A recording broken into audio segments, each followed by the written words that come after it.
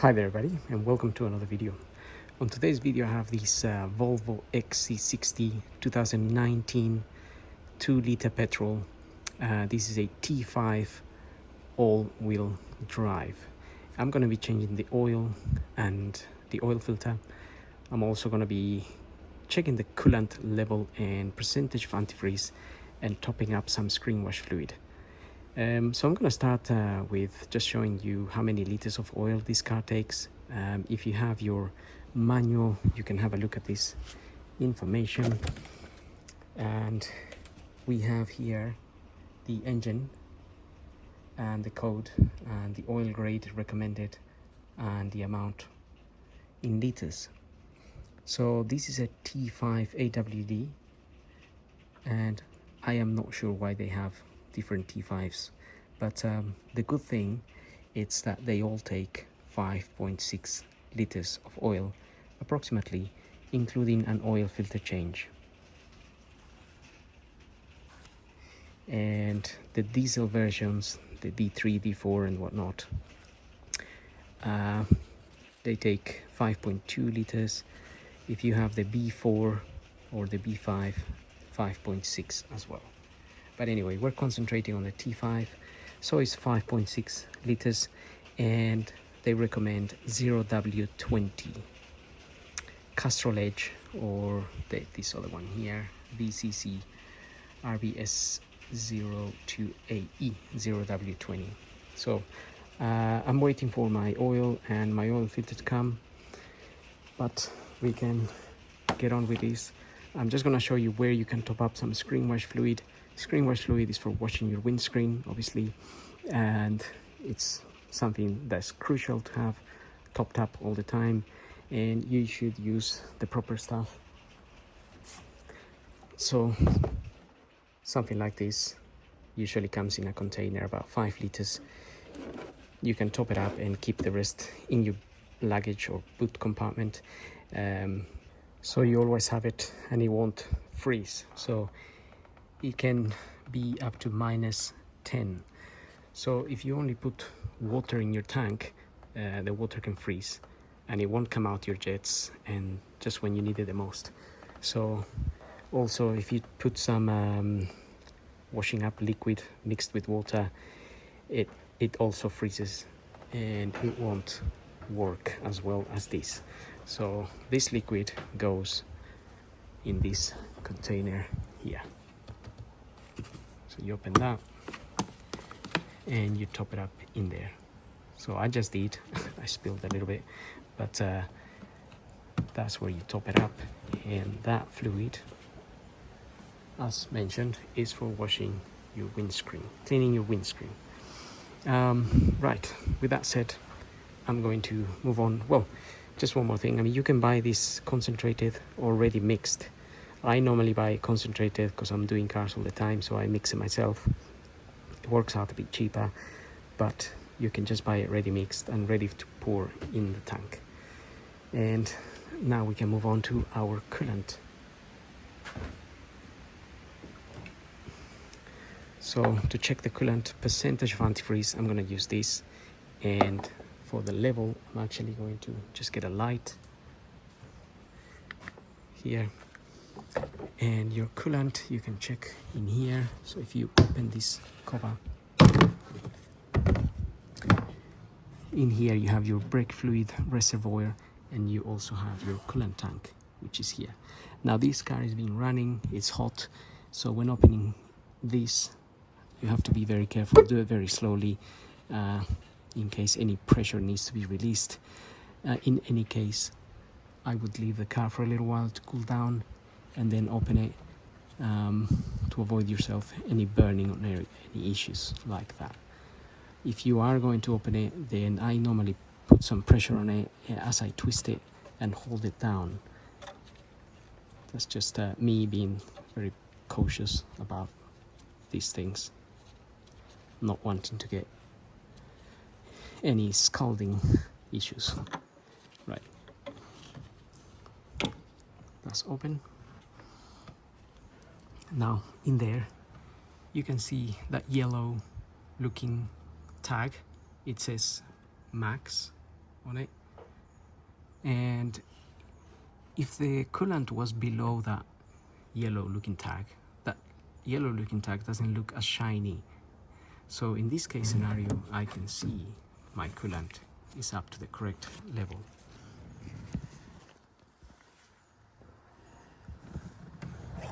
You can also just about see it on the side, and it's kind of green in color, so that's a good level, no issues there. Obviously, if you found there was no coolant in there, then that's when you need to worry.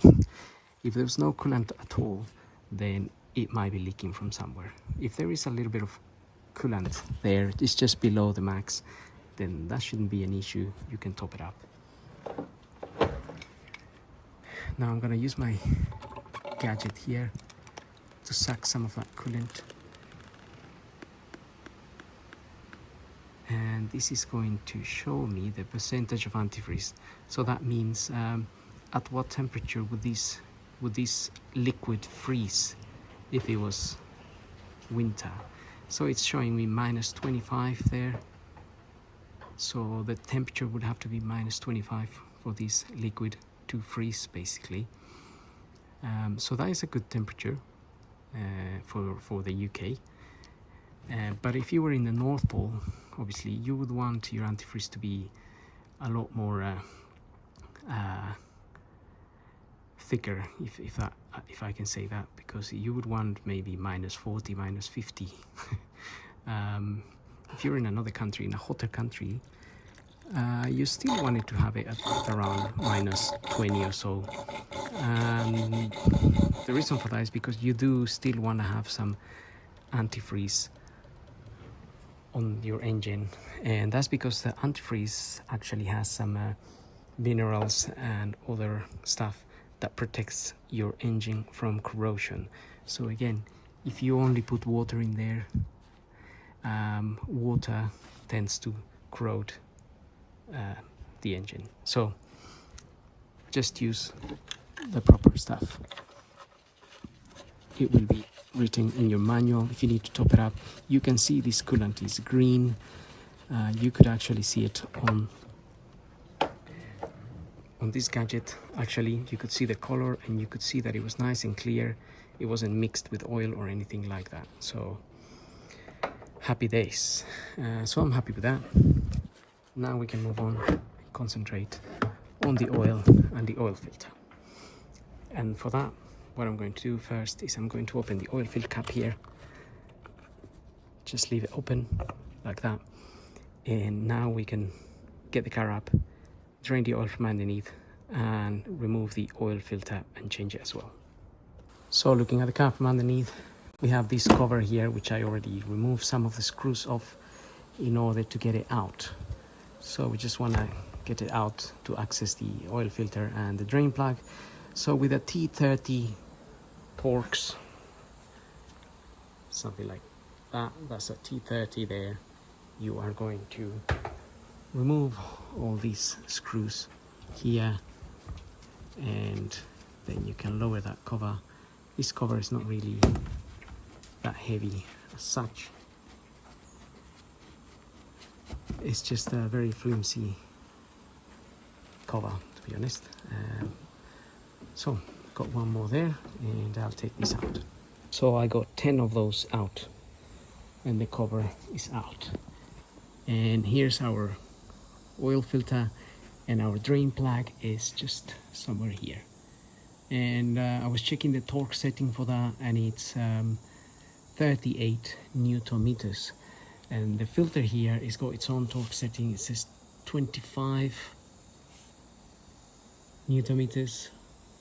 But first we need to open that little cover there to drain the oil from there, which that looks like an Allen type of key. So with a 17mm socket here, we're going to crack this bolt open. So whoever serviced this car before, they actually put some Tipex marks along here. And I mean, that's sort of a good thing in a way. It gives us an idea to when we close this, to where to close it to. But if you use obviously a torque wrench and you just torque it to the correct setting, then I think I opened that. Okay. Right, so just before I keep saying whatever I was saying, if the engine's been running, this oil here can be very hot as well, so just be aware of that and don't burn your hand.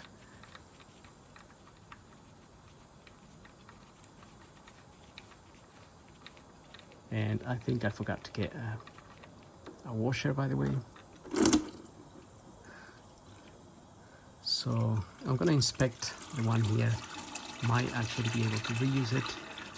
Sometimes you can see they can be a bit damaged if you reused it a few times. But I have reused washers before and it hasn't been an issue as such. Right, we can let that drain now. So with an Allen key size 6, I'm going to open these. This is also being T-pexed. You can just see there. Because that is actually, it's got, it says, I think it says 4 point something Newton meters for that bolt. So if you haven't got a torque wrench that is that small, then just close it to whatever that was on the T-pex.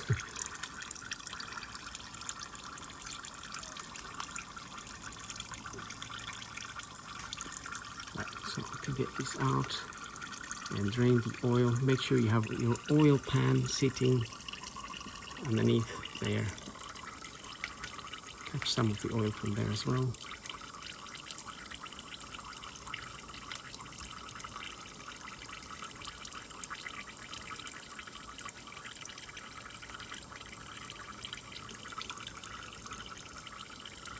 Okay, I can let those two drain now, and I've got my new filter here.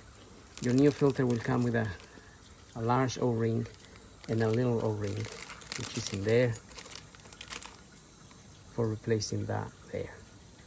And obviously your filter, and this is my filter, the one I'm using, this Febi 101323. But obviously make sure you get the correct filter for your vehicle. Sometimes they can vary slightly depending on the year and whatnot, so be sure to get the one that corresponds to your car. So I'm gonna wait for that to finish draining. In the meantime, we can replace the little O-ring in there and have that ready to fit back on before we remove the oil filter. So I'm just gonna swap that O-ring there now. Right, that's pretty much finished draining there. Give it a little wipe. And now we can fit this back on.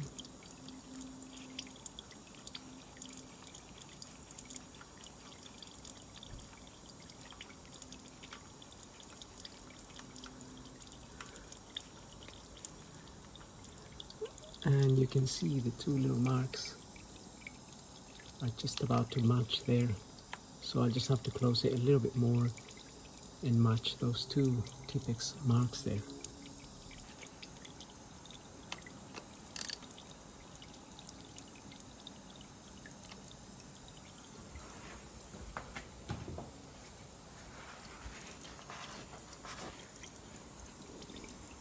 Okay, now we want to remove the whole filter. Okay, so with one of these here, this big socket, this is an S40 S80, or is it 86 by 18, I think it says. I'm going to remove the oil filter. Now I usually use this one. Not sure this is the perfect size for this particular car, but I normally use this one on BMWs. But it does fit, and that filter should not be in that tight anyway. As you could see, I could easily take it out, because it should be tightened to 25 Newton meters, not really more than that. And also, if you actually service the car regularly, then it shouldn't be stuck, or you shouldn't really have any problems with it, and it will easily come out. And there we are. Still some oil in it. Just empty the remains.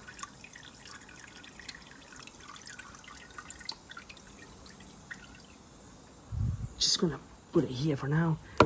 Let it drain a bit, and we can let this drain. Not much will come out of there. That's still draining a little bit. But what I was going to say is that I was having a look at my washer here. My washer does not look damaged or anything at all, so I am going to reuse it, just because I haven't got one of that it's that size. It's quite a large one, and the ones I usually keep are about this size, or the smaller ones. So I don't have one. And if you're watching the video, obviously you could prepare in advance and get a washer for your car, and then we can fit that back and tighten to 38 Newton meters. So here's our filter. We won't be needing that for now, and we can get the old O-ring out of here as well. So that's just the O-ring there. Just make sure you remember where the groove from where this is coming from, because sometimes we have a tendency to take it out and not remember which line it came from.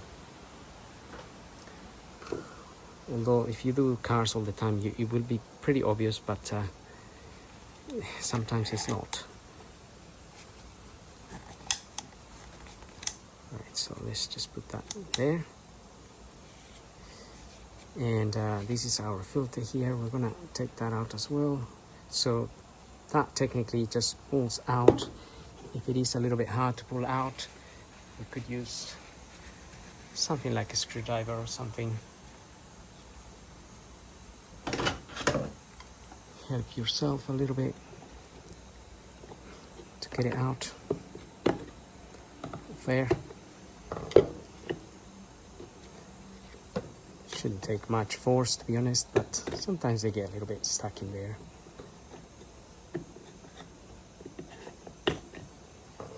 There we are. Don't really want to damage anything.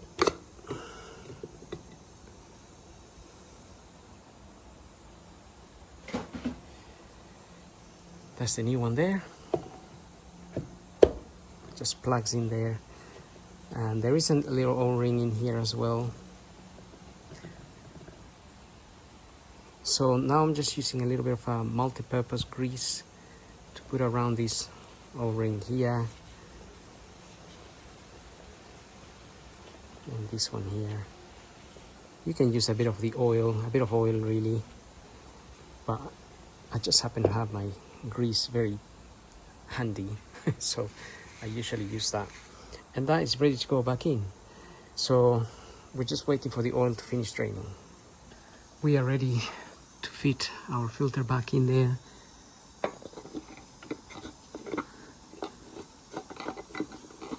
So put it on by hand and then screw it as much as you can by hand. That way you know it's going in the correct sense. And we have our sampler bolt here. Get that back on as well with the washer. And if you haven't got a torque wrench and somebody marked your bolt like this one, then just get your white mark there matching the white Tipex there. However, I do have a torque wrench just here already set, so we'll give that a go.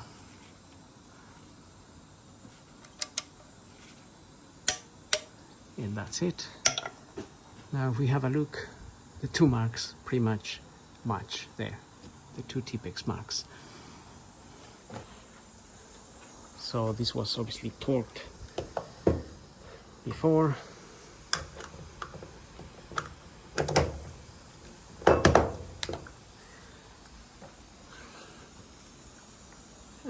And if you have your torque wrench, go ahead and torque this to 25 Newton meters as it's stated on the cover.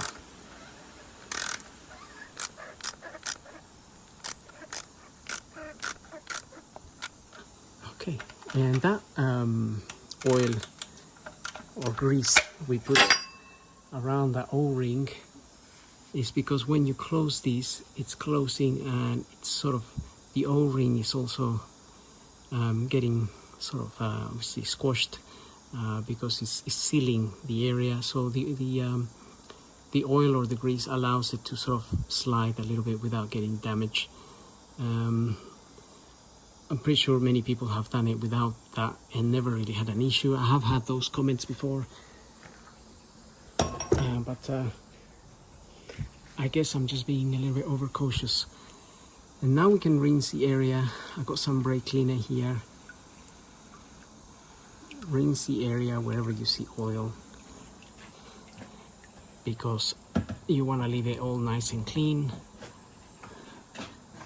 That way when you come back next year, if it's all nice and dry, then you know you have no leaks. But if you leave it all dirty next year, if you have oil around, you might get confused and you may think you have a leak. So good idea to have it all nice and clean. And this brake cleaner is this type of fluid that it quickly dries out, but it's very good for rinsing oil. So get it all nice and clean here. And that's it. Now we can put our cover back, lower the car, and put some oil into this engine.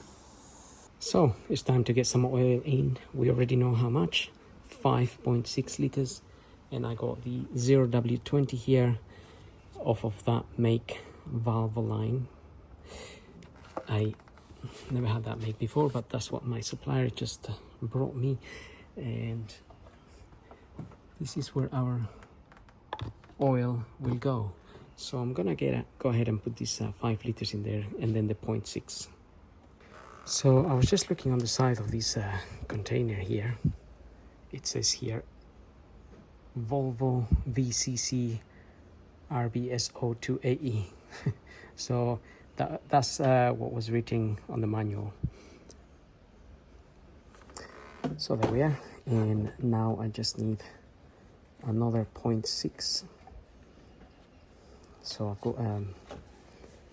I've got a liter here, but obviously we just need 600 mils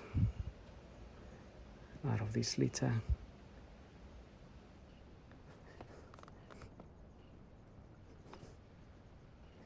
Okay, that is it. Now we can close that. So that's it. Now we can get the car started. And just to recap, we got our sun plug bolt at 38 Newton meters. So that is closed. And we got our oil filter in place at 25 Newton meters. So everything is in place. We got some oil in there. We close this cap. It's nice and shut. And now we can start our car confidently. That is, everything is closed. And now get this car started.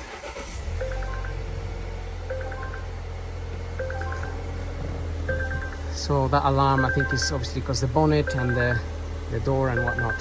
So next, what I'm going to do is I'm just going to reset this message here, this service message that is due, but I'll show you that in a minute. Just gonna get this quiet, but I just wanted to make sure there's no oil warning lamps coming on here or anything like that. It is due for a service in 22 days or 15,000 miles, but the 22 days are coming up, and it's asking you to obviously book a service, and that is what we done today. The car has been serviced, and now we can reset this message here so it can disappear. And to do that, what we're going to do, right, to reset the service interval, what we're going to do is we're going to get the ignition on with this button here, obviously, without starting the car. So just flick it to the, in this case, to the right one time. So the ignition will come on, and sorry. Okay, now what we're going to do is we're going to press and hold this minus button here, and we're going to press the brake pedal, and we're going to start the car. And then we're going to keep holding onto this minus sign until the yellow eye starts flashing in the dash. And once that happens, we are going to release the minus button. So let's do the whole procedure. Ignition on without starting the car. Press and hold the minus here. Brake pedal on. Start the car. Keep holding on to the minus key here until the eye starts flashing. As soon as it flashes, let this button go. There it is. Let it go. And that should have reset our service interval. Car off. So maintenance, you may have seen a message there that said reset. And with that, we should have now here a new, so the new day to service is 360 days and 18,000 or 18,000 miles. And that is pretty much done. So with that said, hope the video helps. Don't forget to like and subscribe, and we'll see you all in the next video. Thank you for watching.